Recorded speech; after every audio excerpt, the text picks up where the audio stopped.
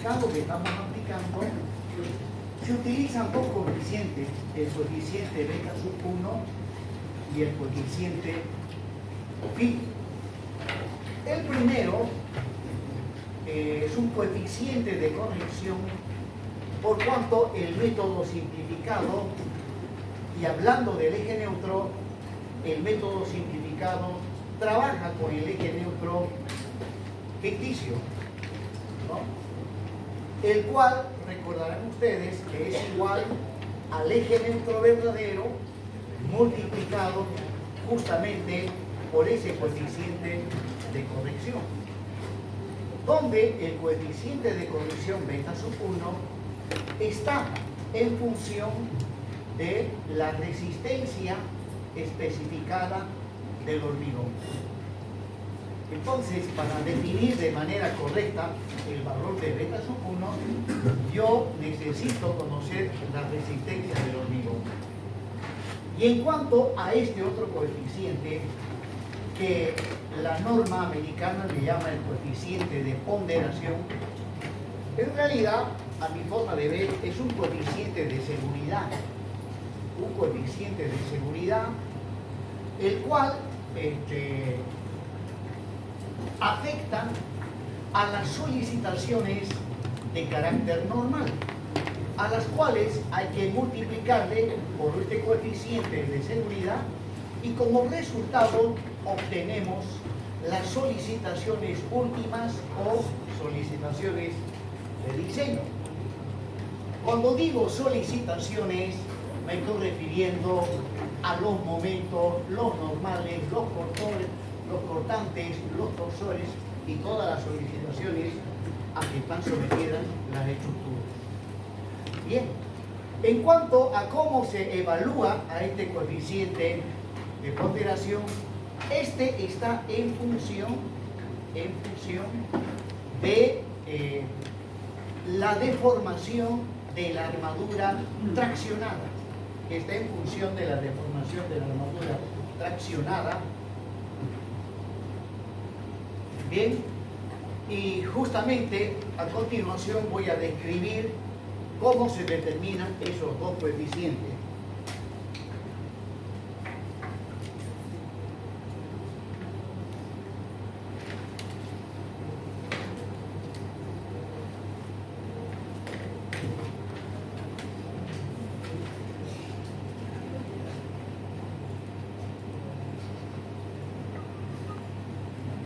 Bien, justamente en el capítulo de diseño aplicación simple tengo desarrollado la forma como se determinan esos dos coeficientes.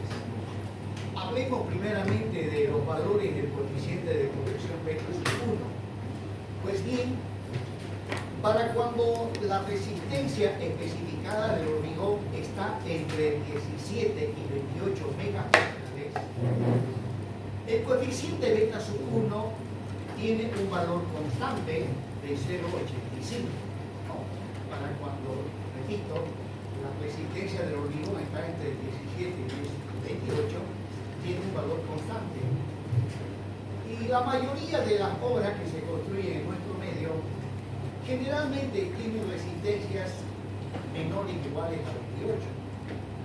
Resulta que por cuestiones de carácter económico, y dado que las obras que se construyen en Santa Cruz, especialmente las que no son de gran envergadura, y la mayoría no son de gran envergadura, pues es suficiente una resistencia que está dentro estos límites. El más común es el FC' de 21 megapascales y el de 25 megapascales. Desde luego, para edificaciones de gran envergadura ya no es suficiente esa resistencia. Y entonces, para cuando tengo resistencias entre 28 y 56 megapascales, beta sub 1 se evalúa mediante esta fórmula. Esa es la formulita para evaluar el beta sub 1, y como podrán ver, está en función de la resistencia del hormigón. Y finalmente, para resistencias mayores a 56 megapascales, nuevamente el coeficiente tiene un valor constante de 0,65. Bueno, con la información que acabo de mostrar, podemos hacer una gráfica para visualizar, ¿ya? A veces una gráfica vale más que 1000 palabras, y ahí está la gráfica, beta sub 1 en función de fc'. Como podrán ver, para fc' entre 17 y 28, ¿no? Tengo una función constante, donde el valor de beta sub 1 vale 0,85. Entre 28 y 56, ¿no? Ya la función no es constante, sino que podemos ver que varía linealmente. A mayor resistencia del hormigón, va disminuyendo el valor de beta sub 1 de 0,85 a 0,65. De ahí que para un valor intermedio entre 28 y 56, a través de esta curva, ¿no? Entrando con fc', subo para arriba, choco la curva y luego me voy hacia la izquierda y ahí voy a encontrar el beta sub 1, ¿no? Pues bien, la gráfica de esta recta inclinada está justamente acá, ¿no? Para fc' y 28,58. Esta es la ecuación de una línea recta, y esa línea recta va desde el punto A hasta el punto B. Y finalmente, para resistencias mayor a 56 megapascales, nuevamente tengo una función constante, o sea, beta sub 1 no varía y vale 0,75. De ahí que toda vez que ustedes vayan a diseñar una estructura, ¿no? Tienen que definir claramente el beta sub 1, no vaya a ser que se olviden y supónganse que tiene un hormigón H30, o sea 30 megapascales, ya no tiene sentido trabajar con 0,85, inmediatamente tienen que determinar el valor correcto, ¿no? Y luego acá nuevamente haciendo un pequeño repaso, les muestro el diagrama tensión de formación del acero. Disculpen, el diagrama tensión de formación del hormigón. La solicitación actuante es un momento. Y como podrán ver, el eje neutro pasa por el borde inferior de este diagrama y se puede ver que el diagrama de tensiones de compresión, en el instante en que la viga entra en colapso, no es como ustedes han visto en resistencia de materiales o en otra materia, donde se ve que el diagrama de tensiones es triangular, con el valor máximo en el borde superior y 0 a nivel del eje neutro. Aquí en el hormigón armado, en el momento de la rotura, no se cumple eso. Observen que la tensión máxima no corresponde al borde superior. En el momento de la rotura, la tensión máxima corresponde a una fibra que está debajo del borde superior. Bueno, entonces, esta es la forma del diagrama de tensiones del hormigón cuando la viga está, lo que hemos llamado, me acuerdo de una clase, está en el estado último, ¿no? Una estructura de hormigón armado puede estar en el estado elástico, el estado de fisuración, y cuando colapsa es el estado último. Bueno, cuando diseñamos estructuras, en realidad se trabaja para los tres estados, ¿no? Ya que una estructura, por ejemplo, tenemos que garantizar que su deformación, las estructuras siempre se deforman, las deformaciones tienen que ser menor o igual a la deformación aquí. Las deformaciones menor o igual a las deformaciones admisibles, ¿no? Pues bien, en esos casos tengo que trabajar con las cargas de servicio. Y cuando voy a diseñar la capacidad resistente de una estructura, tengo que trabajar ya no con las cargas de servicio, sino con las cargas últimas, también llamadas cargas de diseño.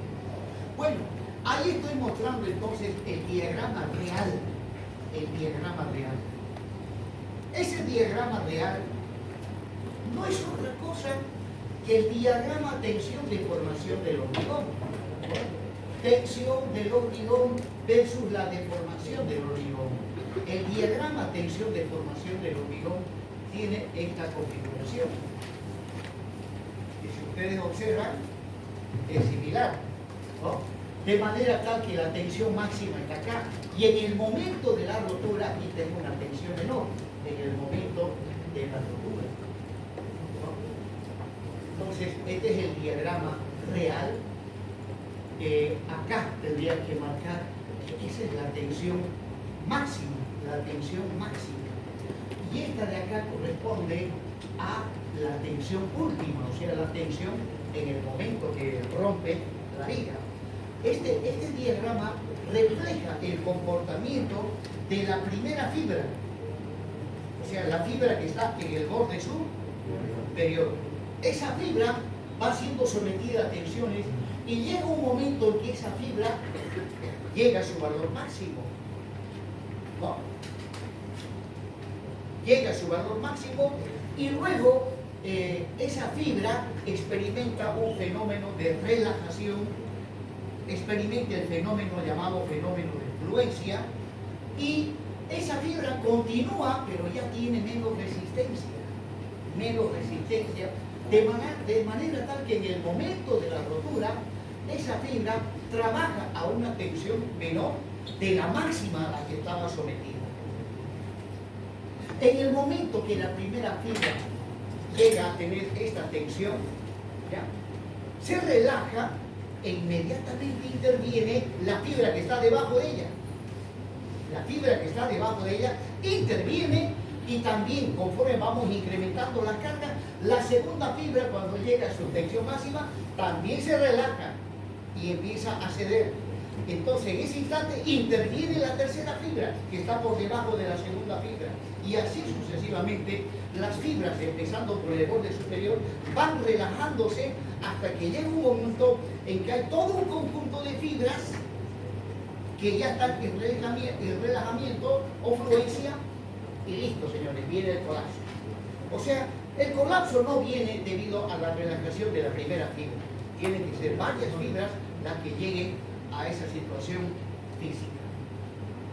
Bueno, ese es el diagrama tensión-deformación, que es el real, el verdadero. Para los cálculos trabajamos con diagramas simplificados. Uno de ellos es el diagrama parábola rectángulo. También lo habíamos visto, el diagrama parábola rectángulo, ¿no?, donde la tensión máxima en el momento de la rotura, esta tensión, vale 0,85 de Fc', para el cual esta es una curva parabólica de segundo grado, para el cual la deformación es del 2 por 1000. Y luego, este diagrama refleja el comportamiento tanto de un elemento que está sometido a compresión simple como de un elemento que está sometido a flexión. En compresión simple, ¿ya?, cuando en compresión simple, este es un elemento, una columna, sabemos que está constituida imaginariamente por miles y miles de fibras. Aplicamos la carga y todas las fibras experimentan el mismo aplastamiento. Cuando ese aplastamiento llega al 2 por 1000, entonces todas las fibras colapsan, el hormigón falla por aplastamiento.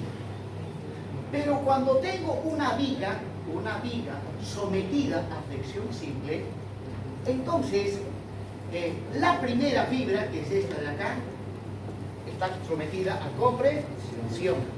Y entonces este diagrama dice lo siguiente: la primera fibra, cuando llega a su valor máximo, que es 2 por 1000, porque está sometida a una tensión de compresión, esa fibra se relaja. O sea, debido al fenómeno de fluencia, se relaja y luego continúa contribuyendo a la resistencia, pero ya su tensión no aumenta. Su tensión es constante, ¿no? Pero cuando la primera fibra llega a este valor y se relaja, inmediatamente interviene la segunda fibra. Y luego, la segunda fibra también, una vez que se relaja, continúa contribuyendo a la resistencia, pero ya su tensión no aumenta, su tensión es constante. Y así sucesivamente van las diferentes fibras fallando, hasta que en un momento ya hay todo un conjunto de fibras que fallan por aplastamiento.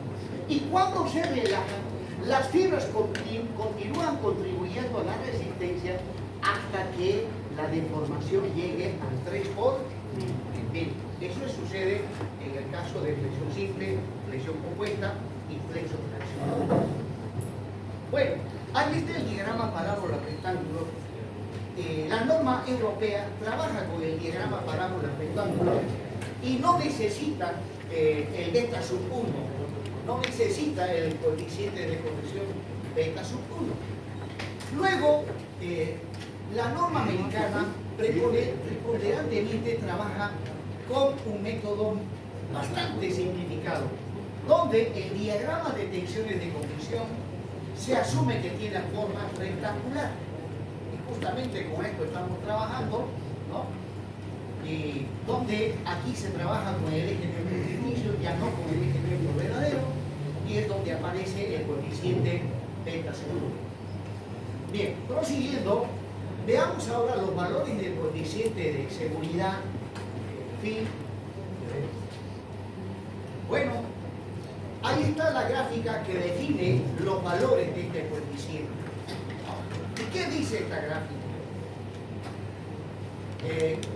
En esta gráfica tengo la relación entre el valor de ese coeficiente y la deformación de la armadura traccionada. S1 es la deformación de la armadura traccionada. Según este diagrama, cuando la deformación de la armadura traccionada en el momento de la rotura es menor a E sub y,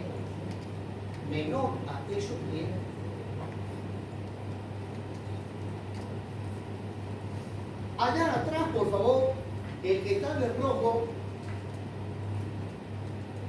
explíquenos qué es E sub y.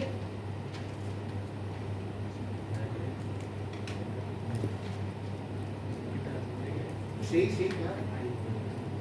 Es la tensión de fluencia del acero. La tensión De fluencia del acero. de fluencia del acero. Y en este caso, ¿para qué utilizamos esa deformación? Utilizamos para saber si el diseño es dúctil. En este caso, no es para eso. Es para determinar el valor del coeficiente de ponderación. Le voy a pedir, por favor, que tome atención. Ahí veo que no están tomando atención. Bien, jóvenes, entonces, para deformaciones del acero menor o igual a la deformación de fluencia, ese coeficiente es constante, vale 0,65. Y para cuando el alargamiento de la armadura traccionada es mayor o igual a 5 por 1000 o 0,05, también aquí tengo una función constante. Y ese coeficiente vale 0,9. Y luego, para deformaciones entre E sub y el 5 por 1000, tengo una línea recta inclinada. Es a través de esa línea recta inclinada que determinamos el valor del phi. Bueno, acá les presento, ¿no? Ya en un resumen ya enteramente matemático. Si es un S1 mayor o igual a 5 por 1000, el coeficiente de ponderación vale 0,9. Para S1 entre E sub y el 5 por 1000, el valor de phi se calcula mediante esta línea recta. Para eso, ahí está la ecuación de esa línea, donde tengo el coeficiente de ponderación en función de la deformación de fluencia y de la deformación que experimente el acero, ¿no? Y finalmente, para S1 menor o igual a E sub y, el coeficiente de ponderación vale 0,65. Bueno, recuerden que el 0,05 por mil, 5 por mil, es la deformación que nos garantiza de que el diseño ha de ser dúctil. ¿No? Tensión simple, tensión compuesta, flexo-tensión, es la deformación que garantiza que el diseño ha de ser dúctil. En columnas, ¿será que se puede conseguir diseño dúctil? No, porque máximo llegan a tener una deformación del 2 por 1000 y rompen como una proeta. ¡Pam! De repente nomás explota y se viene abajo.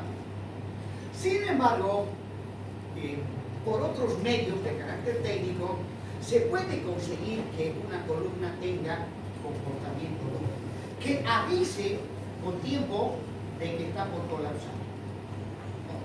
Y la forma de conseguir eso en columnas es, si aquí tengo un piso, acá abajo otro piso y entre ellos hay una columna, normalmente lo que se hace para que la columna tenga un comportamiento dúctil, ¿ya?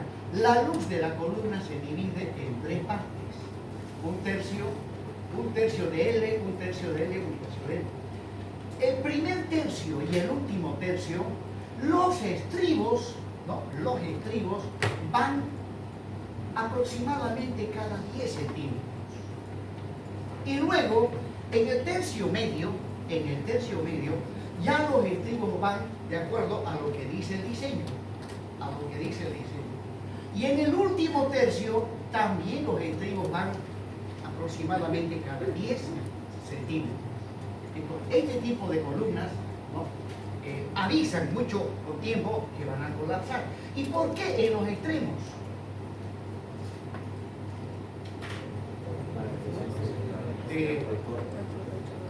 Las columnas generalmente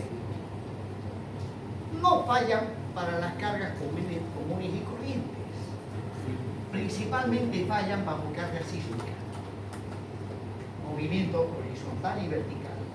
Cuando la estructura bajo carga sísmica tiene movimiento horizontal, el diagrama de esfuerzo de corte máximo en los extremos. Y como veremos más adelante, lo ideal para soportar el esfuerzo de corte son los estribos. Los estribos se encargan de soportar el esfuerzo de corte. Y luego, si no hubiese, bueno, hasta no hace mucho, no era obligatorio tomar en cuenta cargas sísmicas. Ahora tengo entendido que sí, ¿no? Pues cuando no era obligatorio tomar en cuenta la carga sísmica, los estribos iban distribuidos según el diseño. En los extremos no se macizaba la cantidad de estribos. Ahora sí. Sin embargo, aún todavía se está diseñando, no en su totalidad como carga sísmica, ¿no? Están permitiendo de que cuando hay carga sísmica simplemente se refuerce los extremos de las columnas con estribos. Porque si cuando se aplique al 100% la norma sísmica, primero que las columnas ya no pueden ser de 20 por 20 o 20 por 30. Las columnas mínimos son de 40 por 40. O sea, se va a duplicar el volumen de hormigón en columnas. Y eso implica que en el tema de columnas el costo también se va a duplicar. Entonces va a haber encarecimiento de los costos de los condominios, de la vivienda. Bueno, y al final el que paga, pues, el que compra, ¿no? Ya le va a salir más caro. Pero obviamente, al ser diseñada bajo carga sísmica, tiene una estructura más confiable, más garantizada. Y alguien dice por ahí, a no tener un seguro, es preferible tener un seguro en el caso de que pues, se dé la carga sísmica. ¿No? Ese eslogan lo hacen las compañías aseguradoras. ¿No? Se meten en la cabeza uno a no tener el seguro y que luego aparezca el accidente, pues es menor tener el seguro aunque no lo utilice. De ahí que pues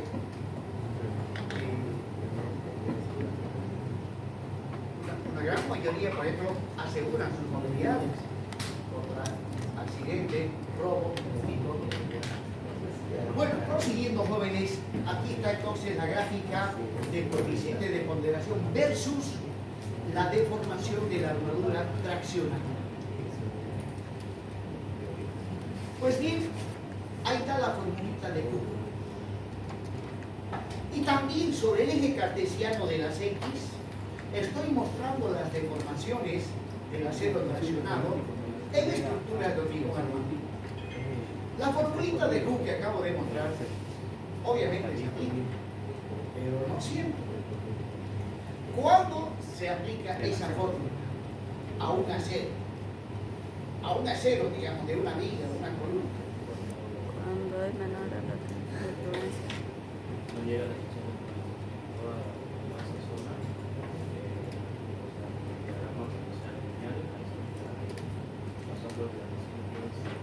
Bien, se aplica justamente, es correcto lo que dice, para cuando la deformación del acero es menor o igual a la deformación del fluido. En esos casos sí se aplica.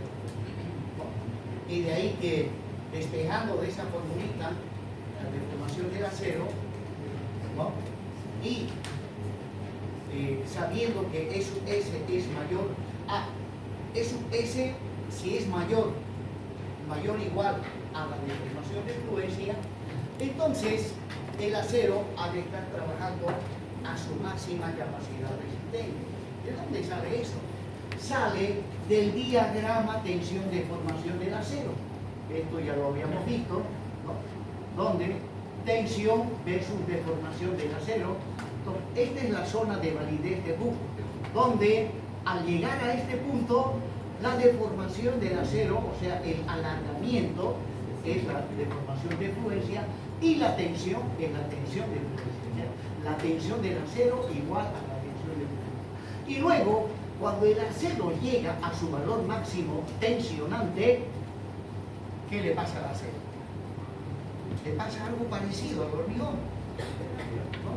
De repente nomás cuando llega a la máxima tensión, empieza a deformarse, la deformación va aumentando sin que haya un incremento de tensión. Se va deformando y esa deformación en estructuras de hormigón armado puede llegar hasta el 10 por mil.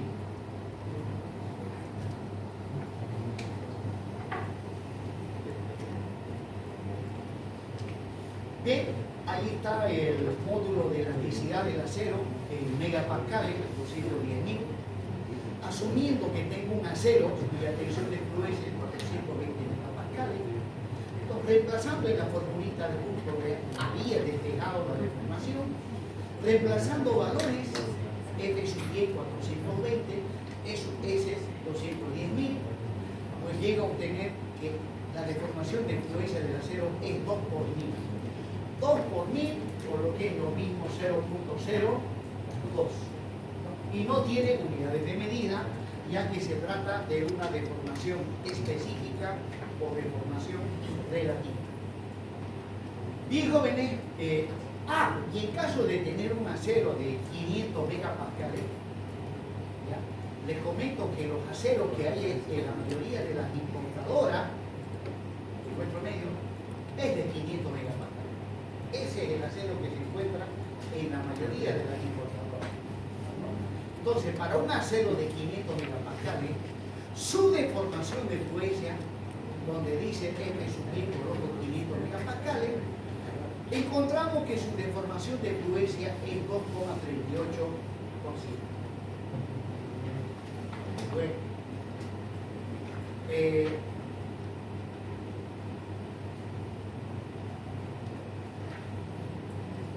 cuando se diseña estructuras de hormigón armado, generalmente utilizamos el acero que está a disposición, y el que está a disposición es el de 500 megapascales. Solo que cuando vaya a diseñar una estructura con cualquier programa, ¿no? La mayoría de los programas permiten asignar la tensión de fluencia a las columnas por un lado y a las vigas por otro lado. Entonces, si yo tengo un acero de 500, a las vigas le asigno 500. Y a la columna, aunque el acero es de 500, a las columnas le tengo que asignar 420. 420. De repente alguien me dice, ¿por qué razón debo hacer eso?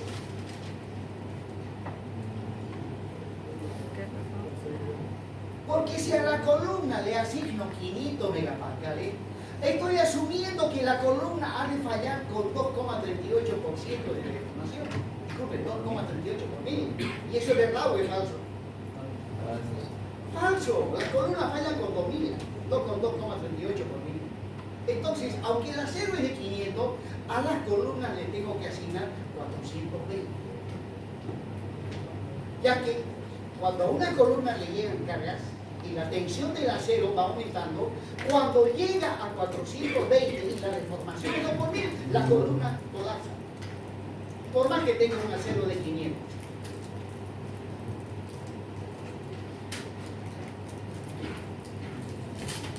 Sin embargo, les comento una pequeña anécdota. Yo trabajo con el CIPECAT últimamente y en una oportunidad le asigné a columna 420 y a la vía 500. Cada vez que mandaba a calcular, el CIPE me mandaba un mensaje. Usted tiene 2 resistencias, no puede ser. Y no le di importancia, porque al final de cuentas yo estuve en lo correcto, ¿no?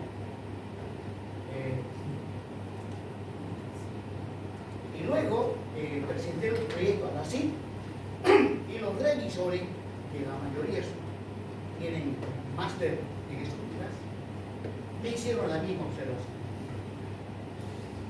Y aunque les expliqué por qué hice esa diferencia, simplemente le dijo, mire ingeniero, usted simplemente acate lo que dice la norma. Y la norma dice 420 para todo. Entonces, para no tener inconveniente, porque me rechazaron mi proyecto y tuve que sacarle fotocopia a unas 30 láminas, y cada lámina hay que sacarle 4 copias. Se me fue 1.200 bolivianos, pues simplemente esa observación. Entonces, para evitar el problema, así también, métale a viga y a columna 420. Y listo. Primero, una consulta sobre el tema de cuando uno hace una compra, digamos, del acero nacional a comparación de brasileños, ¿por qué el brasileño no está? O sea, aparte de la exportación, digamos, ¿tiene algo que ver con el tema? No, la verdad que no tengo conocimiento de la diferencia de costo, pero más que todo debe ser porque todo lo que es importado paga la aduana un arancel. Todo lo que viene importado paga arancel. Y el acero boliviano no necesita pagar ningún arancel, por lo tanto, obviamente, el costo va a ser menor. Pero el tema de resistencia vendría a ser lo mismo que estamos analizando ahora, la calidad. No podría estar seguro, habría que hacer ensayo con ese material, porque lo fabricado por bolivianos siempre no es bueno. Entonces, lo más seguro es llevar al laboratorio una muestra y hacer ensayos. Me acuerdo que en una oportunidad sí llevé pruebas, muestras a un laboratorio que queda de ir a Cotoca, porque decían que el acero Arequipa, que es acero peruano, era el peor acero de Sudamérica y que muchos edificios en el Perú y en el Ecuador se vinieron abajo. Pues, dueño de la obra donde estuve trabajando, vio que era más económico el acero Arequipa y lo compró sin pensar las 2 veces. Pero después van allá, lo chismean al dueño otros ingenieros y le dicen, ¿cómo han comprado ese acero? Varios edificios han caído. Uy, cuando el hombre me llama ingeniero, se fijó el acero que llegó a la obra, aún todavía, le digo. Pero ¿cuál es el motivo para que me fije? Porque no hay ningún problema. No, es que he comprado, pues, por comprar barato, he comprado acero al equipo y me dijeron que en el Perú se han caído mucho de dinero. Hagan la forma de devolver ese acero. Otro tonelada de fierro ahí en la obra. Y así que le dije, hagamos una cosa, llevemos al laboratorio y ahí salimos de duda. Llevamos varias muestras de diferentes laboratorios que hicieron el ensayo de tracción, influencia, de elongatividad, todo le hicieron el ensayo. Mejor que el acero de ArcelorMittal. Y ArcelorMittal es el que le hacía la mala propaganda. Alguien que iba a ArcelorMittal le decía, pero si el equipo está más barato, hay que hacer ese acero, no sirve. Porque le hicieron mala propaganda. Obviamente eso no es técnico. Tranquilamente el equipo lo podía meter a la cárcel. Los de ArcelorMittal. ¿Qué quedaría? Pero si hicieron los ensayos, ya les comento, salió mejor que el ArcelorMittal. Y aunque sí, el pobre dueño sería preocupadísimo. Oh, ahí está la muestra. Se utilizó el fierro y no, obviamente no tenía por qué pasar nada. Y jóvenes, continuando, con esto ya les expliqué lo del coeficiente de beta sub 1 y el coeficiente phi. Pues esto se lo voy a enviar, esta diapositiva se la voy a enviar, corresponde al caso de flexión simple. Bien, ahora continuemos, quedó pendiente, estuvimos viendo diseño de espigas de sección T.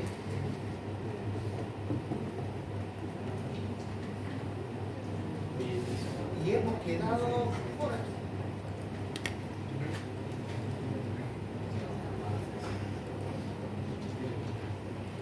Bien. El método que estamos explicando, según la norma ACI, recuerden que se llama método por resistencia. Y según la norma europea se llama método de los estados límites últimos. ¿Por qué? Porque se trabaja con solicitaciones últimas. Bueno, y en este método hay cinco hipótesis significativas. Me acuerdo que le hice esa pregunta el pasado lunes, ¿no? La primera se refiere a la hipótesis del Benavier-Bernoulli. La segunda se refiere a las magnitudes de las solicitaciones y deformaciones últimas, donde ahí explica cuál es la deformación última en compresión simple, en fracción simple y en flexión simple. La tercera hipótesis se refiere al diagrama tensión-deformación del hormigón, ¿no? Y la cuarta hipótesis al diagrama tensión-deformación del acero. Y finalmente la quinta hipótesis dice que tiene que haber equilibrio estático entre las solicitaciones actuantes y las solicitaciones resistentes. Entonces, a continuación vamos a aplicar esa hipótesis ya en el análisis de una viga de sección D, donde se supone que al llegar a este análisis ya he determinado el ancho efectivo de la placa, ya que lo primero que se debe realizar cuando se va a diseñar viga de sección D es determinar el ancho efectivo de la placa. Ingeniero, no hemos avanzado todavía a determinar el ancho efectivo de la placa. Ahí hemos quedado. Ya hemos visto para vigas de sección T simples y para vigas de sección T múltiples. Ahí está la formulita. Sí. En ambos casos. Ahora, de todas maneras, recordemos. Aquí está. Ese es para vigas de sección T simple. Con esta fórmula se calcula el ancho efectivo. Y para vigas de sección T múltiples, aquí está la fórmula. Con esto se determina el ancho efectivo. Sin embargo, también vamos a manejar la tablita que trae la norma europea. Es muchísima más precisa. Esto es un tanto ambiguo. Dice menor igual. ¿Cuán menor? Ya más decisión de uno. ¿Cuán menor tomo? ¿No? En cambio, la tabla da exactamente el valor que debe utilizarse en el diseño. Entonces, aplicando la hipótesis quinta, que dice que tiene que haber equilibrio estático entre solicitaciones actuantes y persistentes. Y como decía hace un momento, a estas alturas se supone que ya calculé el ancho efectivo, porque es con el ancho efectivo que se hace el diseño. Bueno, ahí está el espesor de la placa, el espesor del nervio y la solicitación actual. Como estamos viendo de flexión simple, la solicitación actuante es un momento flector. En este caso, el momento nominal. Bien, debido a esa solicitación actuante, dentro de la sección transversal vamos a tener una zona comprimida y otra parte que está traccionada. Según el símbolo del momento, la punta comprime, la cola tracciona. Entonces, esto significa que el borde superior de la placa, miren, la placa está comprimida y también parte del nervio está comprimido. Y si son observativos, ¿qué forma tiene la zona comprimida? Tiene la forma de una letra T. No, tiene la forma de una letra T. Bien, continuamos.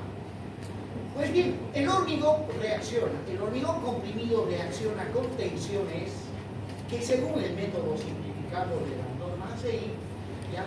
Esas tensiones se asume que tienen el valor de 0,85 de F centímetros. Luego, el eje neutro pasa justamente por donde terminan las tensiones de compresión y se mide desde el borde comprimido para abajo.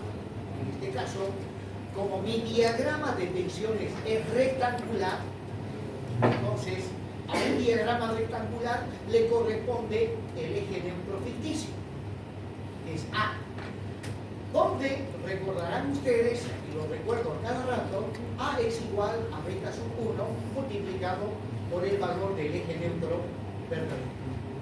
Luego, en la parte traccionada, sí o sí se tiene que colocar la armadura, porque de lo contrario esta viga, por su peso propio, colapsaría. Tiene que haber sí o sí armadura en la zona traccionada. Y en vigas T, excepcionalmente, hay armadura comprimida. Generalmente no es necesario colocar armadura comprimida. ¿Por qué? Porque este tipo de secciones, observen el área o la zona comprimida, es bastante ancha. Entonces, hay espacio donde se puedan distribuir las tensiones. Porque si tuviese un área muy reducida, las tensiones se concentran excesivamente. En cambio, acá tengo un área bastante grande donde las tensiones se distribuyen y al distribuirse en un mayor área, las tensiones son de menor magnitud. Y en tal sentido, el hormigón solo ha de poder resistir las tensiones de compresión, ¿no? Bueno, la armadura traccionada, ¿no?, reacciona. Aquí estoy mostrando, el momento es la acción y ahora muestro las reacciones. La armadura traccionada reacciona con una fuerza T sub S. La armadura comprimida reacciona con una fuerza resultante que le llamamos T sub S. Y luego el hormigón. El hormigón obviamente reacciona según este diagrama de tensiones de compresión. Tendría que ver la forma de encontrar la resultante de este diagrama de tensiones de compresión y también encontrar la ubicación de esa resultante. Para ello lo que tendría que hacer como primer paso es encontrar el centro geométrico o el baricentro de esa zona que está comprimida. Aplicando momentos de primer orden, se puede encontrar el centro, el baricentro de esa sección, y es allí donde va a estar actuando la resultante del diagrama de tensiones de compresión. Sin embargo, aquí nos vamos por un camino también más simplificado. Como veremos a continuación, ya esa sección T, toda esa sección T, lo dividimos en dos partes. Una parte central, donde interviene el nervio, y por otra parte, las alas. ¿no? Las alas. Esto lo divido en dos partes, una central y la otra la ala. Entonces puedo encontrar la resultante correspondiente a las alas. Ahí está la resultante correspondiente. Disculpen, a la parte central, al nervio. Y luego encontrar la resultante correspondiente a las alas. Tengo dos alas. La primera ala ha de tener su resultante, la segunda ala también su resultante. Sumando esas dos resultantes, la resultante total de las alas ha de quedar justo en el centro, al que lo vamos a identificar con C sub S2. Pues bien, ahí están las solicitaciones resistentes en el caso de viga de sección D. Bien, esta formulita que es bien conocida, tensión igual a fuerza sobre área. Aquí estoy trabajando con tensiones. Esas tensiones cubren o están actuando sobre un determinado área y la resultante sería la fuerza F. En este caso las resultantes son C sub C1, C sub C2, C sub CS, D sub S. Pues despejo de esta formulita la resultante, que es la tensión en el material multiplicado por el área sobre el cual está actuando esa tensión. Entonces, aplicando esta formulita puedo determinar ya las fórmulas para C sub C1, para C sub C2, en fin, para todas las solicitaciones resistentes. Empecemos determinando la formulita para C sub C. Bueno, ¿qué es C sub C? Aquí no hay C sub C. C sub C1, C sub C. Pues, en el supuesto de que el área comprimida no lo divida en parte central y la ala, si no lo divido, entonces tengo que encontrar el área total. A esa área total le estoy llamando ASO C0, al área total. Y desde luego, si voy a trabajar con el área total, también tengo que ubicar el centro geométrico. ¿No? Pero para evitarnos ese trabajito de estar calculando centro geométrico, es que se divide en dos partes. De todas maneras, en caso de que no haya dividido el área comprimida en dos partes, ya C sub C, que llegaría a ser la resultante de las tensiones en toda el área, esa resultante sería igual a la tensión en el hormigón, que va a ser 85 de por el área total de la zona comprimida. Pero en la práctica, ¿qué hacemos? Dividimos la zona comprimida en dos partes y determinamos C sub C1, ¿no? La fuerza resultante, que ha de ser igual a la tensión del hormigón es 0,85 por el área.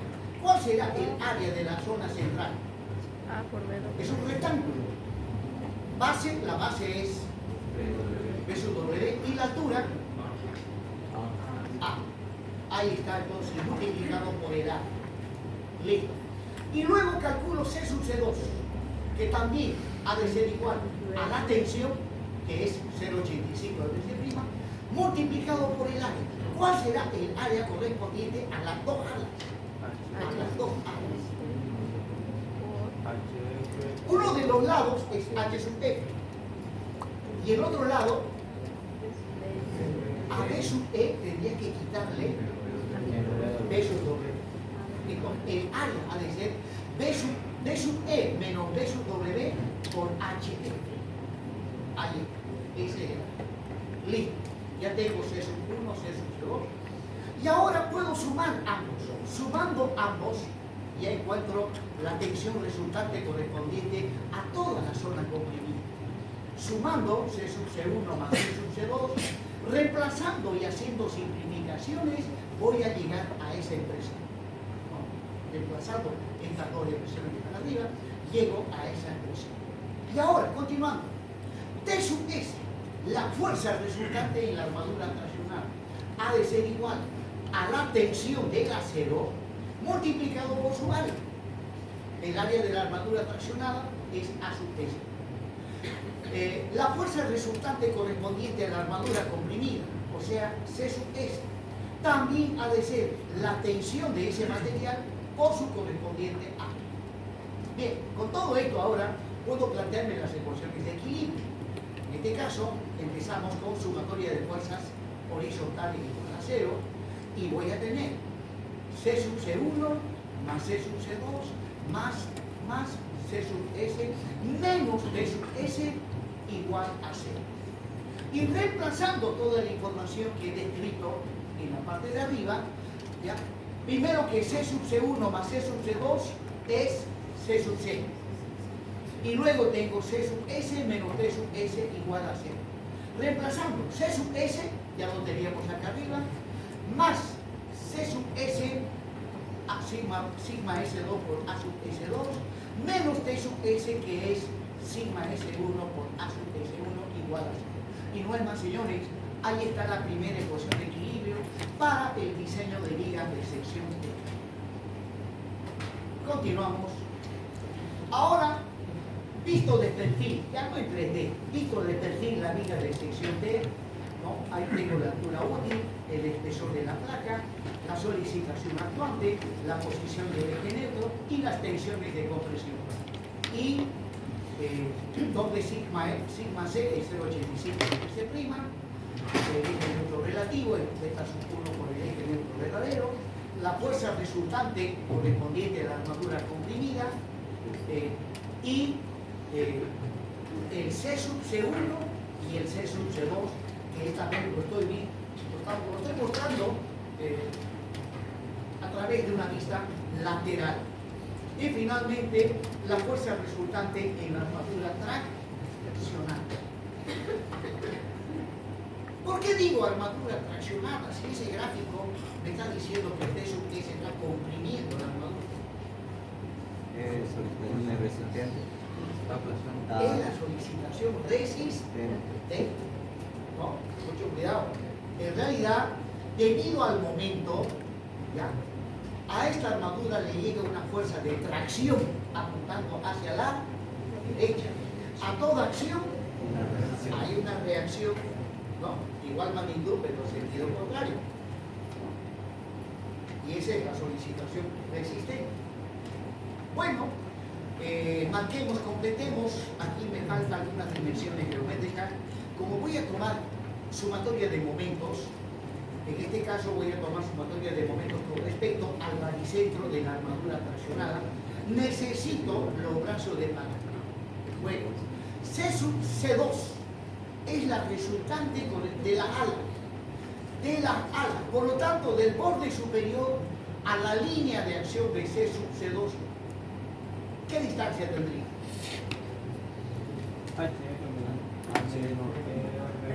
HF sobre 2. ¿No? C sub S2 es la resultante de la ala, que actúa a lo largo de la altura del ala. Y su resultante pues tiene que estar al medio, ¿no? Y C sub C1 Sería A menos H. A medio. A menos H. es la franja que está al medio, desde la parte comprimida hasta donde está el eje neutro. Eso es A medio. A medio. Y luego, prosiguiendo, ahí está, esa es la armadura comprimida, la armadura traccionada, el recubrimiento mecánico de la armadura comprimida, y luego la altura útil menos R2 es la distancia entre armaduras. Luego, la distancia de C sub C2 con respecto a la armadura traccionada ha de ser la altura útil menos HF sobre 2.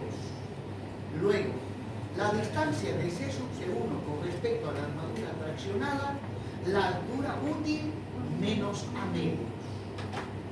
Y finalmente, ya tengo toda la información para poder plantearme la ecuación de equilibrio de sumatoria de momentos con respecto al baricentro de la armadura traccionada, que le estoy llamando el punto O.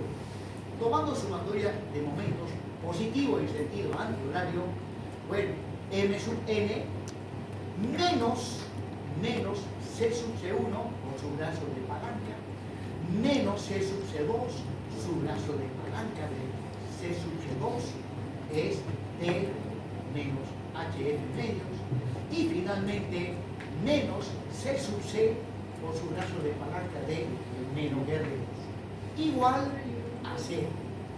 Y ahora reemplazando las expresiones de C sub G1, C sub C2, C sub S, recuerden, ahí lo estoy mostrando nuevamente, reemplazando todas esas expresiones, tengo M sub N menos C sub C1 es 0,85 de P' B por A, y su brazo de palanca de M a medios, luego C sub C2, 0,85 de P' B sub M menos omega HF, su brazo de palanca de M a medios, y menos C sub S, que es sigma S2 por su brazo de palanca de M menos R2 igual a 0. Y luego, después de M sub N vienen dos términos de los cuales factorizamos 0,85 FC'. Factorizando, pero antes de ello, aquí estoy trabajando con el momento nominal, y pues el momento nominal multiplicado por el coeficiente de seguridad da el momento 1. Pues de ahí despejo el momento nominal, y el momento nominal ha de ser MU sobre phi. Reemplazando esa expresión, voy a llegar a eso. El resto se repite. Y luego, una vez hecho eso, multiplico por el coeficiente.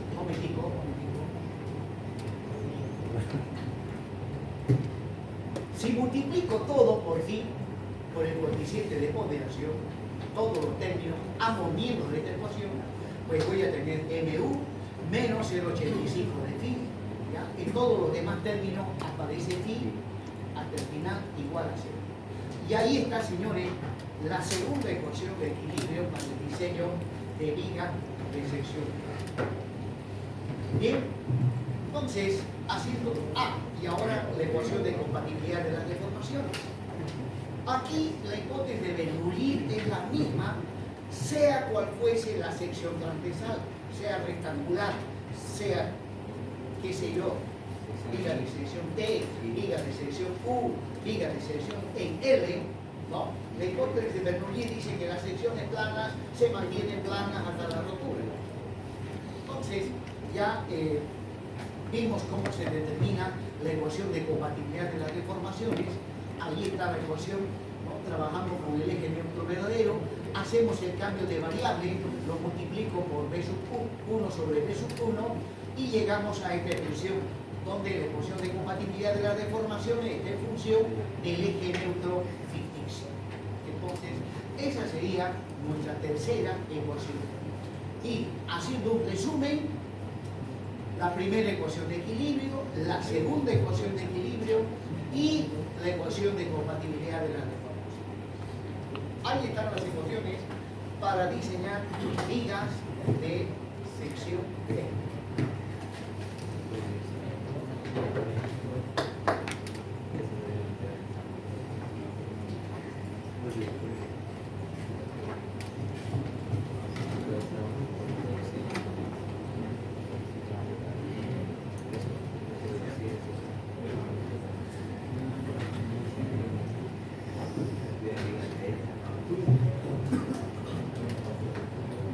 ¿En qué tipo de estructuras es donde aparece con mayor frecuencia la necesidad de utilizar vigas de sección T?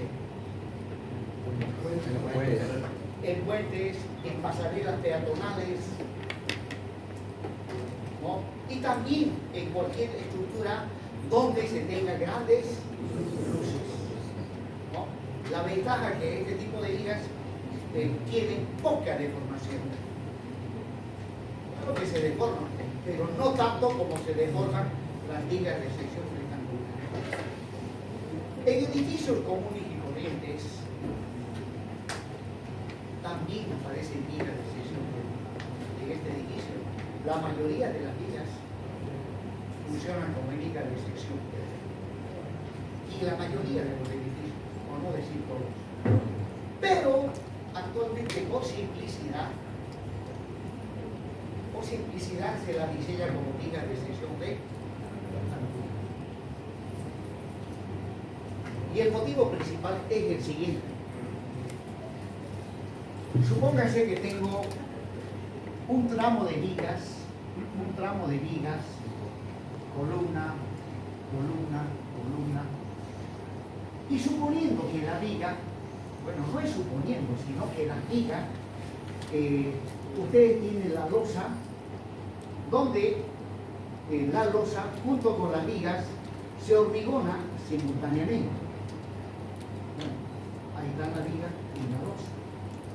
Pues estas losas están sometidas a cargas, las vigas trabajan junto con las losas, ¿no? Junto con las losas. Ahora, el diagrama de momentos flectores generalmente es discutido.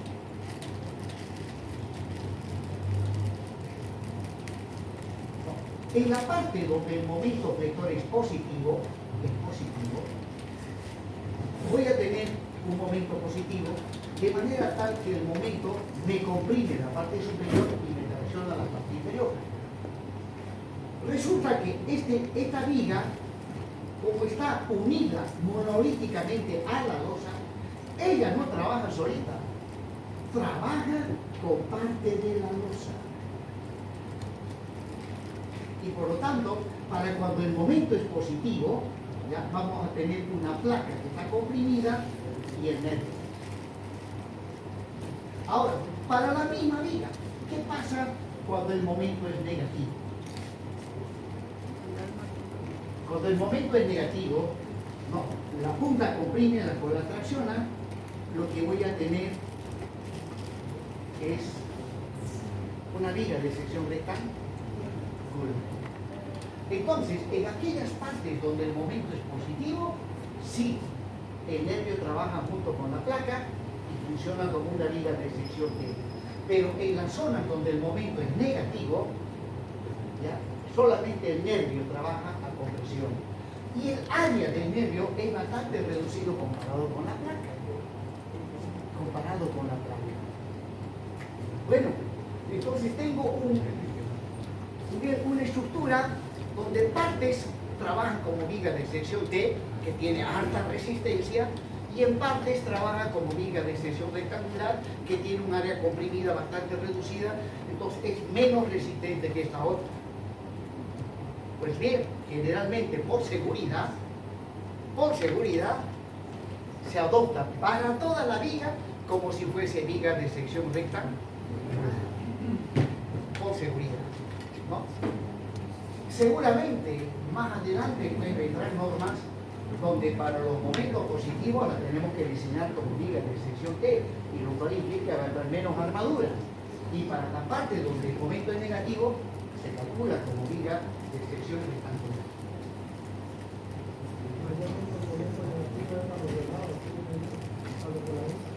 ¿El momento negativo? No siempre. Es más, aquí están los momentos negativos, y generalmente los momentos negativos son mayores a los momentos positivos de los análisis, ¿no? Solo que debido al fenómeno de fluencia del hormigón con el transcurrir del tiempo, hay un reacomodo al interior de la estructura de las tensiones, y como consecuencia de ello hay un relajamiento del hormigón, y esta tensión máxima disminuye hasta un 10%, pero eso que disminuye pasa hacia los momentos positivos, o sea, los momentos positivos debido al fenómeno de fluencia con el tiempo se incrementa. Pues todo eso toma en cuenta el método de diseño.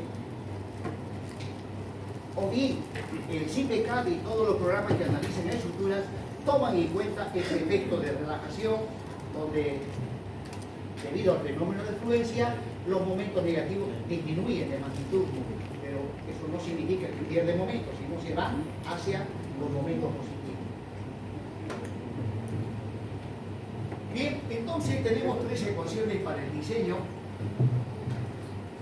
Ahora vamos a analizar algunos casos especiales. Primer caso especial, dice cuando el eje neutro ficticio queda ubicado en el borde inferior de la placa. ¿Qué significa eso? Ahí está mi viga y aplicado el momento, el eje neutro queda ubicado en el borde inferior de la placa, ¿no? Y las tensiones de compresión. El eje eje neutro queda ubicado en el borde inferior de la placa, de manera tal que de este borde inferior para abajo está todo traccionado. Entonces, sigma C es la tensión, que vale 0,85 TC', y desde el borde comprimido hasta la línea por donde pasa el eje neutro, tenemos lo que llamamos el eje neutro fijo. Aquí debía haber trazado una línea pasando por debajo de la placa para indicar que ahí está el eje neutro. ¿No? Bueno, entonces este es un caso especial donde se puede observar que toda la placa está comprimida.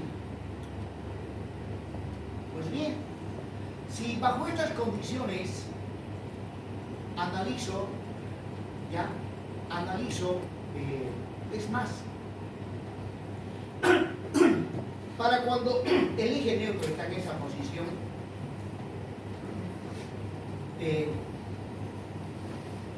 y generalmente la placa tiene poco espesor,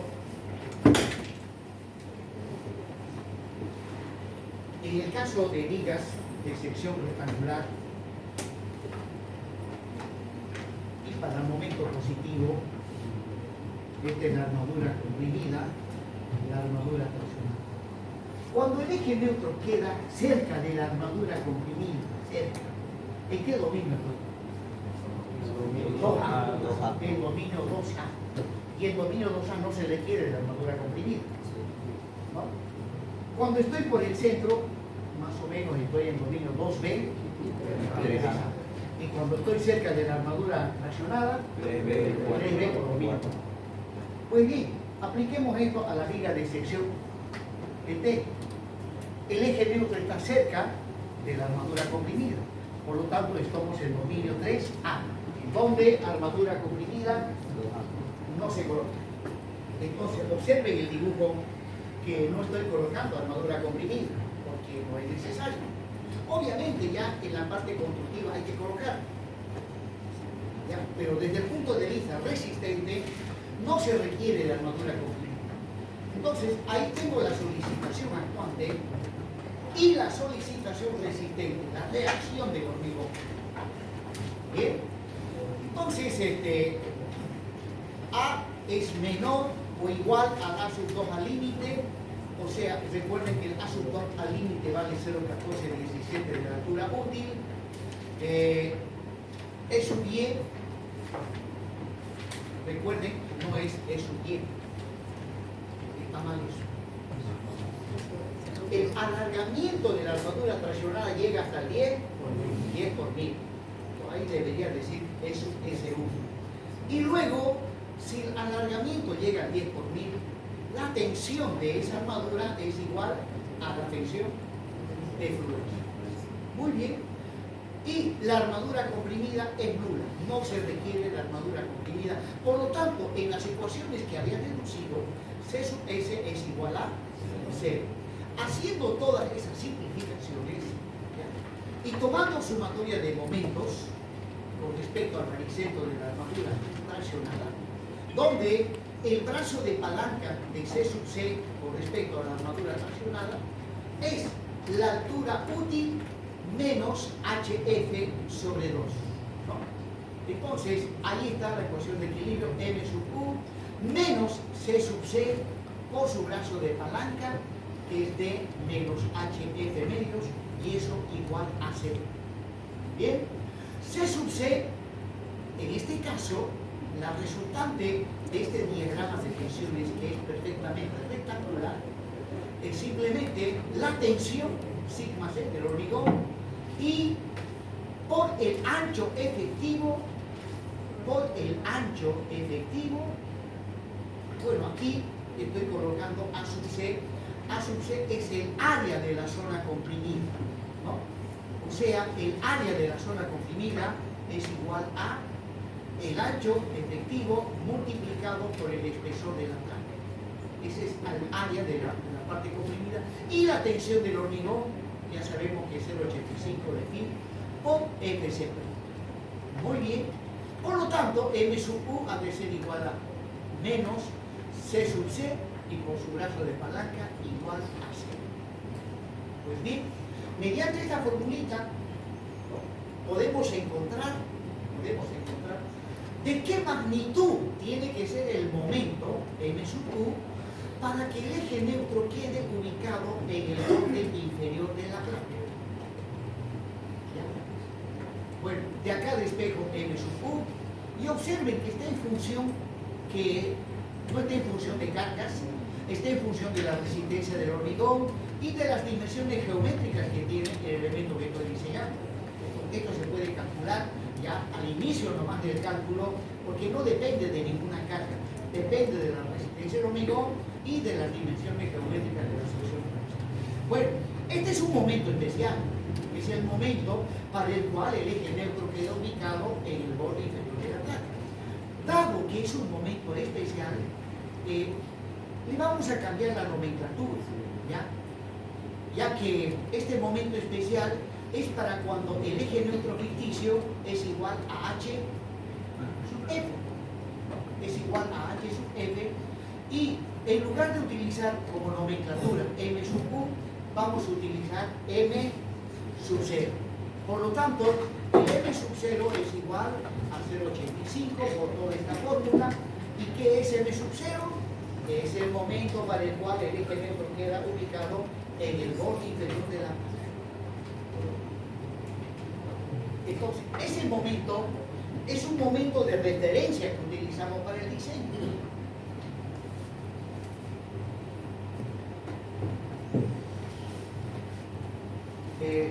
Si estoy diseñando una viga de sección T y observo que el momento último de la viga que estoy diseñando es menor a M sub 0, es menor a M sub 0, pues eso significa, en cuanto a la posición del eje neutro, eso significa que el eje neutro ficticio es menor a HH, ya que para este momento el eje neutro ficticio es igual a HF. Y si el momento es menor a M sub 0, significa que el eje neutro está así, dentro de la placa. Está dentro de la placa, lo cual significa automáticamente dominio 2A y no se requiere de armadura comprimida, y lo único que tenemos que hacer es calcular la armadura traccional. Entonces, el M sub 0 es un parámetro de comparación para saber en dónde está ubicado el eje neutro.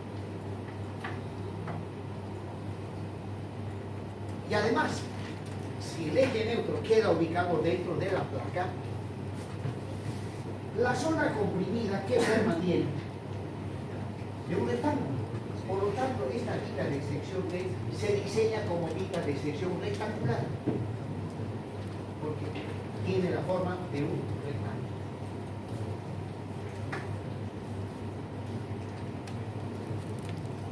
Bien, continuamos. Bueno, ya expliqué eso. Ahora, el otro caso especial. Dice eje neutro ubicado en la frontera del dominio 3A y el dominio 3B. Si el eje neutro queda ubicado en la frontera del dominio 3A y dominio 3B, veamos por acá. De esta fila, del que está con lente al ladito, señorita, según lo que acabo de explicar, si el eje neutro está entre el dominio 3A, en la frontera del dominio 3A y 3B, ¿de qué magnitud es la deformación de la acero? ¿Qué magnitud? ¿Cuánto es la deformación de la armadura traccional? Bien, alerta, tiene que estudiar. Por ahí se me ocurre tomar examen teórico en el primer parcial. ¿No? ¿Cuál es la respuesta? ¿Alguien me dice? Sí, No es menor. Estoy diciendo que está en la frontera. Es 5 por mil. Ah, sí. 5 por mil. 5 por mil, acuérdense, significa diseño. Entonces, ese es otro caso especial para cuando el eje neutro está en la frontera del dominio 3A y 3B. Bien, ahí está mi viga. la solicitación actuante y la zona comprimida. Podrán ver que la zona comprimida tiene la forma de una letra T.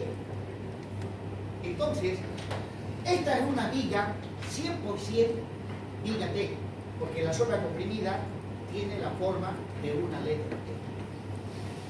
Bueno, prosiguiendo.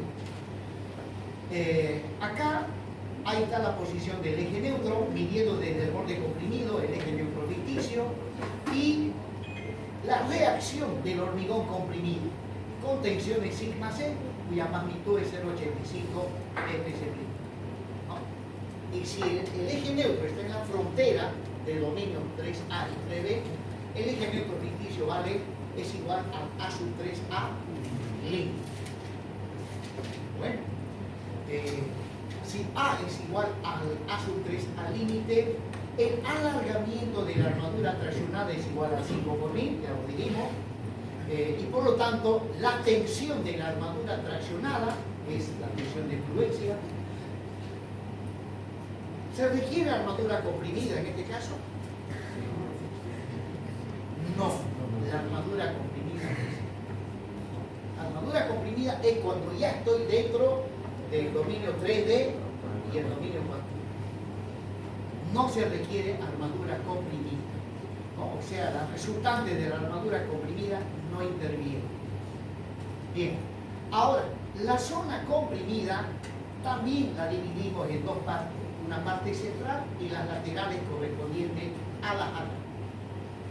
Ahí está la resultante de la parte central, C sub C1, y la resultante correspondiente a las alas, C sub C2, la armadura traccionada y la fuerza de reacción de la armadura traccionada.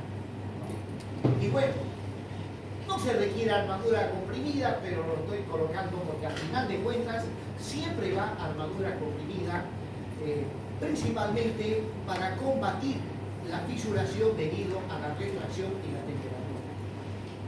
Particularmente las placas de hormigón, una vez hormigonadas, esas placas quedan expuestas totalmente al sol. Y por lo tanto, en los primeros días, cuando el hormigón recién va endureciendo, ya aparece el fenómeno de retracción y puede fisurar las placas. Entonces, sí o sí, tiene que ir la armadura, ¿no? La armadura en la zona comprimida, tanto en el sentido longitudinal como en el sentido transversal, o sea, arriba hay una parrilla, para combatir el fenómeno de retracción y temperatura del hormigón. Y en la construcción de pavimentos rígidos, o sea, pavimentos de concreto, ¿cómo combaten el fenómeno de retracción? Con la punta de retracción. Porque esos pavimentos ni siquiera llevan armadura. Primero, combaten implementando juntas de dilatación. ¿No? Juntas de dilatación cada 2,5 metros normalmente. Cada 2,5 metros viene su amoladora y luego ellos lo llenan con alquitrán. Eso es para combatir la fisuración debido a la retracción y a la temperatura. Y luego le echan otros componentes, ¿no? Como fibra, hay fibras de plástico que también, ¿no? Y otros componentes, cosa que ese pavimento, pues, un pavimento que está sometido a cargas dinámicas, tiene nomás que tener buena resistencia y durar buenos años.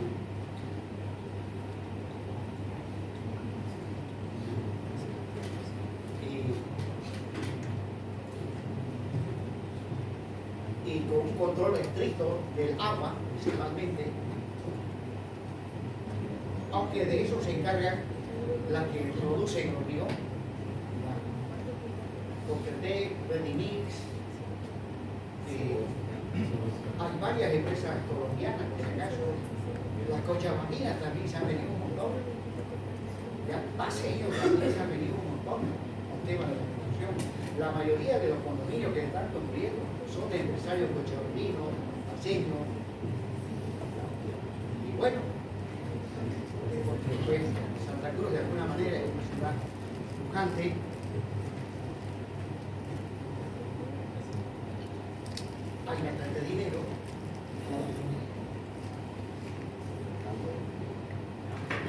Continuamos.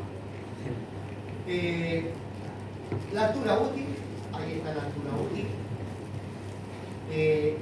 La distancia del pariseto de la armadura traccionada a la resultante de la ala y la distancia de la armadura traccionada a la resultante de la parte del nervio que está comprimido.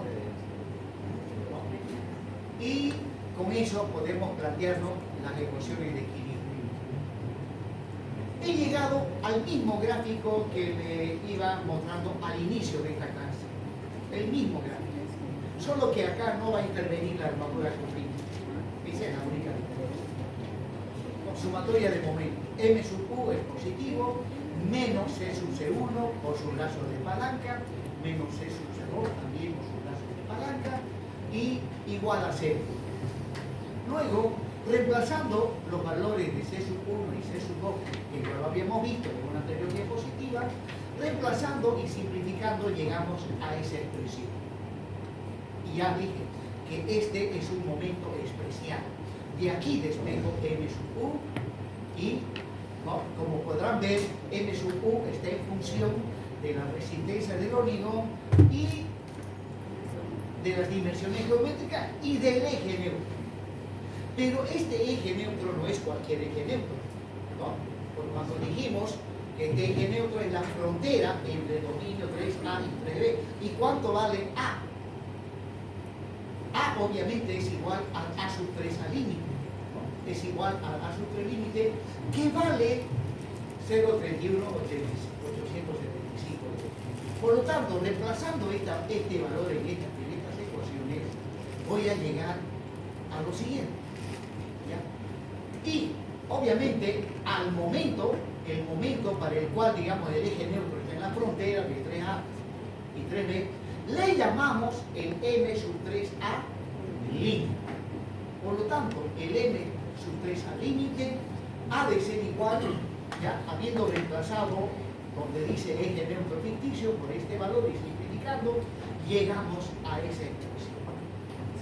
Entonces, el M3A límite, es otro parámetro de referencia para el diseño. Para cuando estamos diseñando vigas de sección T, pues por aquí está aproximadamente el A sub 3A límite, ¿no? O bien, para que el eje neutro se posicione en esta posición, el momento tiene que ser el momento M sub 3A límite.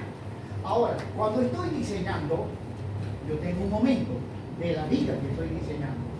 Si MU es menor o igual al M3 al límite, significa que de esta posición del eje neutro, donde la deformación del acero es 5 por 1000, si MU es menor al M3 al límite, significa que estoy por acá. Y si estoy por acá, ¿cuál es la deformación del acero traccionado?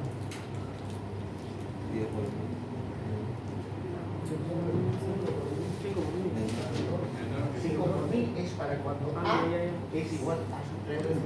Pero si el eje neutro queda un poquito más arriba, está entre el 5 y el 10 por 1000. Porque cuando llega acá arriba, estoy en dominio 2A y es 10 por 1000. Bueno, y luego, si M sub U es mayor al M3 al límite, significa que el eje neutro está acá. Donde para esa zona ya se necesita armadura comprimida.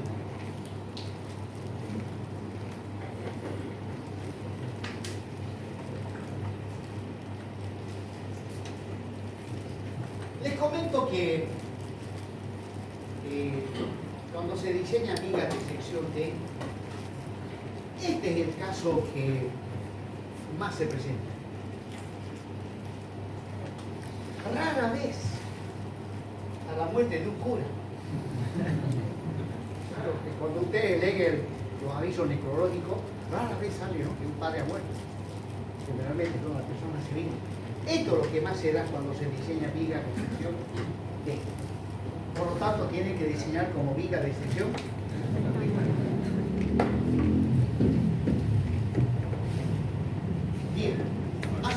resumen de lo que he ido explicando, cuando diseñamos se presentan tres casos. Caso 1, cuando el momento de la viga que estoy diseñando es menor o igual a m sub 0, lo cual significa que A es menor al espesor, menor o igual al espesor de la placa. O en otras palabras, el eje neutro queda dentro de la placa.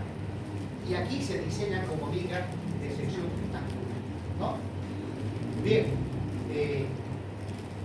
eso ya lo habíamos visto, que no se necesita armadura continua. Y el diseño es dúctil y aquí económico. Dejamos por allá. Señorita, el que está al lado de la ventana,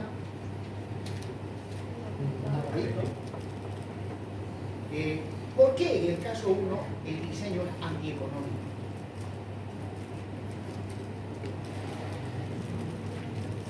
Es dúctil, pero antieconómico.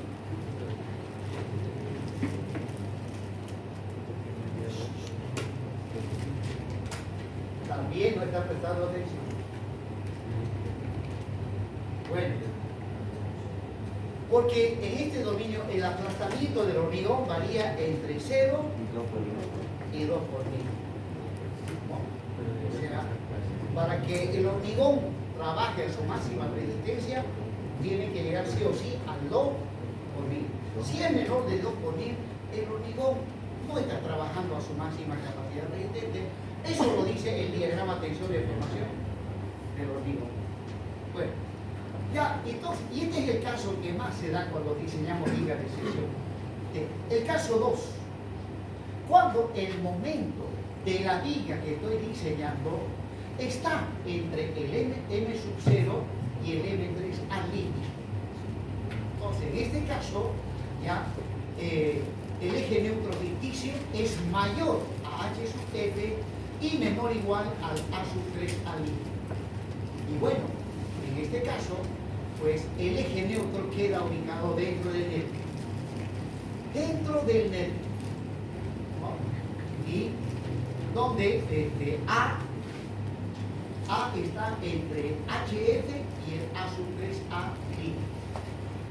Acá se requiere armadura traccionada y aún todavía no se necesita armadura comprimida. Y el alargamiento de la armadura traccionada mayor o igual al 5 por 1. Y el diseño es dúctil y económico. Y finalmente el caso 3, cuando el momento de la viga que estoy diseñando es mayor al M3 al límite. Bueno, en este caso ya A es mayor al A sub 3 límite y el eje neutro queda más cerca de la armadura traccionada. Queda más cerca de la armadura traccionada y en este caso se requiere tanto armadura traccionada como armadura comprimida. Son distintas diseños. Y el diseño es frágil y antieconómico. Frágil significa que no avisa antes de romper. Ahí la viga no presenta fisuras. Antiguamente se diseñaba en el caso 3, estaba permitido diseñar en el caso 3. Y resulta que cuando diseñamos en el caso 3, entra más armadura que en los casos 2 y 1. Y los ingenieros, como veían entraba más armadura, creíamos que era mejor. No, señor. Creíamos que cuanto más armadura la viga era más seguro, más resistente, pero no era así. ¿Ya? Primero porque cuando rompe este tipo de vigas no avisa antes de romper. Está intacta y de repente nomás se viene para abajo, sin previo aviso.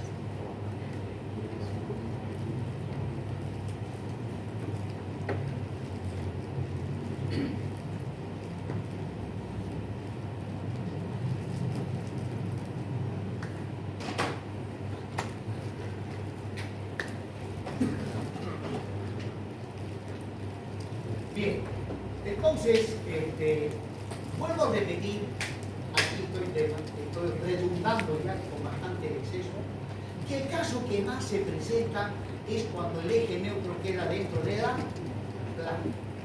Y en este caso se tiene que diseñar como si fuese una viga de sección rectangular. El eje neutro ficticio que se mide desde el borde comprimido sale menor o igual a el espesor de la placa. O en otras palabras, el M sub U es menor o igual a M sub C, donde el alargamiento de la armadura es mayor o igual al 5 por 1000 y el diseño es duro.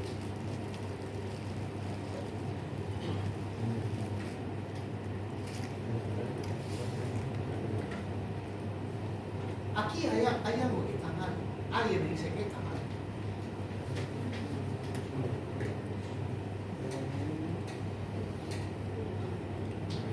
Cuando el eje neutro está cerca de la armadura comprimida, ¿en qué dominio estamos? ¿Y cuál es el alargamiento del doha? ¿Cuál es el alargamiento de la armadura traccionada? El dominio doha. 10 por 10. 10 por 10. ¿Qué dice? ¿Ah? Tiene que decir S1 igual a 10 por 10. Bueno, y el diseño es todo. Bien. Armadura comprimida hay que colocar, disculpen, traccionada sí, comprimida no. Y ahora, este otro caso también se suele presentar y muchos que no toman la debida atención se equivocan de manera garrafal en el examen. El caso que voy a presentar es uno de donde muchos se equivocan. Una viga de sección D, el diseño de una viga de sección D tiene la forma de una letra T, pero donde el momento flector es negativo. El momento flector es negativo. Por lo tanto, la punta comprime, la cola tracciona. Entonces aquí, la placa que está arriba está traccionada y lo que está comprimido es el neutro. Por ahí pasa el eje neutro desde el borde comprimido, que en este caso está abajo, de ahí para arriba se mide la posición del eje neutro. Y en este caso también se diseña como viga de sección rectangular. También se diseña como viga de sección rectangular. Algunos olvidan este detalle del momento en negativo, ¿no? Y no se detienen a pensar un poquito y lo diseñan como si fuese el que está a la izquierda. Lo diseñan como si la placa estuviese comprimida. Pues ese es un error que no se puede perdonar. O sea, sí o sí le tengo que poner cero en esa pregunta. Aunque lo haya diseñado bien, pero se equivocó en algo fundamental. ¿No? Que yo una viga sí lo diseña como viga de sección D y que se construya una viga por esos resultados, seguro que va a haber problemas. Fisuración en primer lugar. Cuando lo presentamos en el caso 1, lo diseñamos en forma de una sección rectangular con el ancho pequeño. Sí, con ancho pequeño. PW, en el otro caso. Claro, aquí con BW. O sea, una viga de sección rectangular cuyo ancho es B sub W y su altura total. Con la diferencia que cuando es viga de sección rectangular, toda la armadura se coloca en el centro. ¿No? Pero como es una viga de sección D, la armadura traccionada se distribuye en el ancho F. Bien, entonces, armadura comprimida, esa es la altura total, la altura útil que va del borde comprimido al baricentro de la armadura traccionada, ya se diseña como viga de sección rectangular. Bien.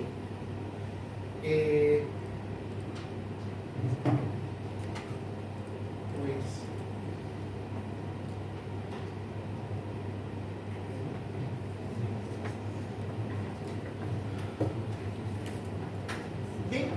vamos a la última etapa de esta exposición. Vamos a ver el procedimiento para el diseño a fricción simple. En realidad les voy a mostrar un resumen de todo lo que ya hemos estado explicando. Los datos que se requieren para el diseño, que son datos obviamente conocidos. El momento, la resistencia del hormigón, la resistencia del acero, el ancho del nervio, la altura total, el ancho efectivo, también a esta altura ya lo tenemos que tener definido, y el espesor de la placa. Eso es lo que se requiere para el diseño. Luego, y si es una viga simplemente apoyada, la luz entre los apoyos, ¿no? Y si es una viga continua de varios tramos, es una viga de varios tramos, entonces necesito la distancia para los momentos positivos, necesito la distancia en donde los momentos son nulos. Para los momentos negativos también la distancia donde los momentos son nulos. A esa distancia le llamamos L sub 0. Ya había explicado esto en un anterior clase.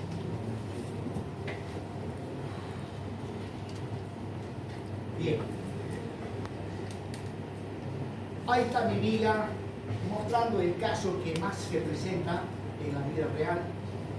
Bien, dice, una vez empezado el diseño, empezamos adoptando los recubrimientos mecánicos, ya que como no tenemos las armaduras, no podemos definir pues con exactitud qué valor tienen, así que necesariamente nos tenemos que adoptar R1 y R2. Luego, conocido R1, calculo la altura útil y inmediatamente tengo que definir el valor de beta sub 1, ¿no?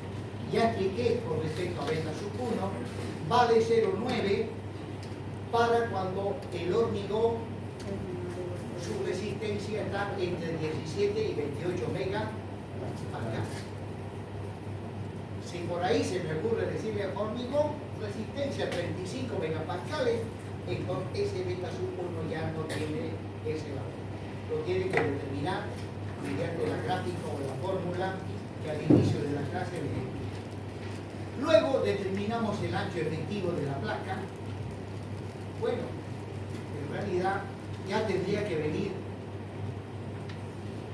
definido el ancho efectivo, pero acá lo estoy mencionando.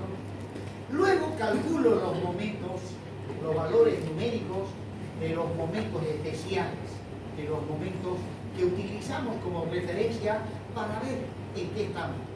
El M sub 0, ahí está la formulita del M sub 0, y la formulita, bueno, acá dice M sub M, tiene que decir M sub 3A línea, ¿no?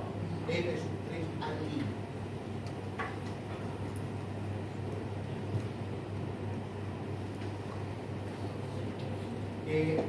¿Por qué M sub M? Pues esto me hace recuerdo para cuando elaboré esta diapositiva allá por el año 2020, hace 5 años que lo tengo esto.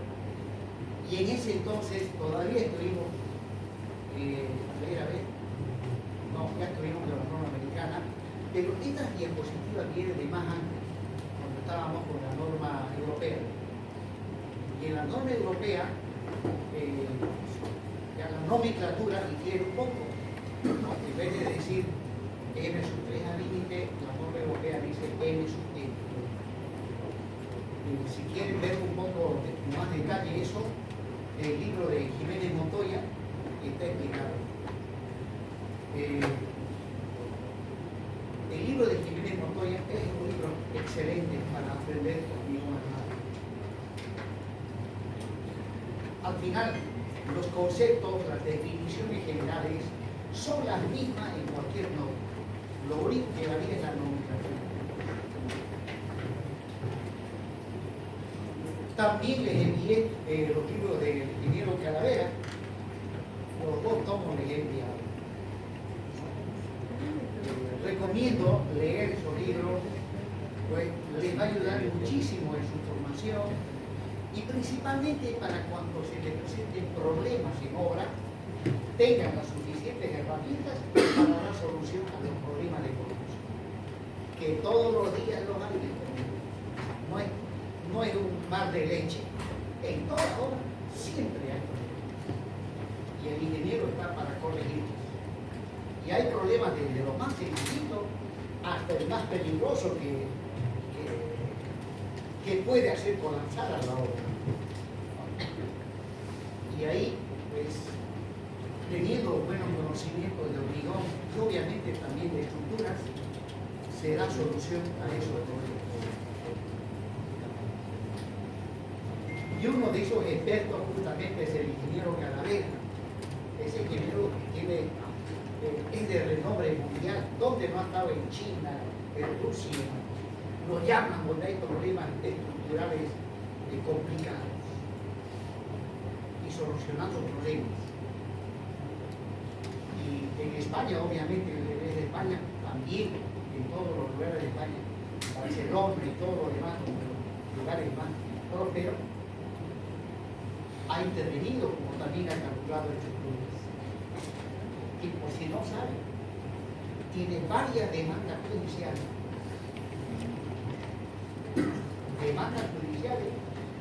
Por el hecho de que en algunas horas que él intervino aparecieron fisuras.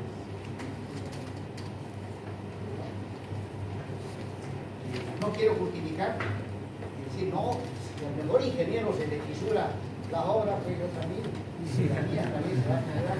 No, resulta que en cierta medida es inevitable que aparezcan fisuras. Pero los que no conocen cómo funciona el hormigón, pues se alarman, espantan, dicen, se fisuró, no, esto ya le va a caer. Cuando no es así. El hormigón, principalmente cuando las luces son grandes, es casi inevitable las fisuras. Pero son fisuras, algunas por retracción y de temperatura, que no influyen en la resistencia, y algunas que también es por el excesivo alargamiento de la armadura traccionada. Pero generalmente esas fisuras no comprometen la seguridad de la estructura. Justamente leyendo una partecita del libro de Calavera, en España, en la década de los años 50 y 60, a muchos ingenieros lo mandaron a la cárcel por el tema de fisuras. Directo a la cárcel. Después ya los investigadores demostraron que eran fisuras que nada que ver con la resistencia. De ahí que los españoles han modificado sus normas de carácter judicial. Pues ahora si se fisura, pues no se manda a la cárcel a un ingeniero. Es inevitable que aparezcan fisuras en estructuras de hormigón armado. Bueno, pero pues, el desarrollo de la ciencia siempre ha tenido percances a lo largo de la historia. Ustedes saben que a Bruno Giordano, por decir que en las otras galaxias había vida, lo quemaron vivo. Eran otros tiempos, donde estaba prohibido hacer ciencia, terminantemente prohibido, porque al que sea ciencia, al momento lo tildaban de brujo, y basta con que alguien diga, iba y lo denunciaba a la iglesia, es brujo, no es más, y se lo llevaban, y castigo. ¿Cuál es el peor problema estructural al que ustedes se han enfrentado? Hay varios. Uno, una obra que está en París, las fundaciones eran pilotes,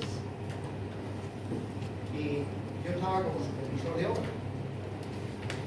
Y había un presidente de obra cuya función era guiar a la máquina piloteadora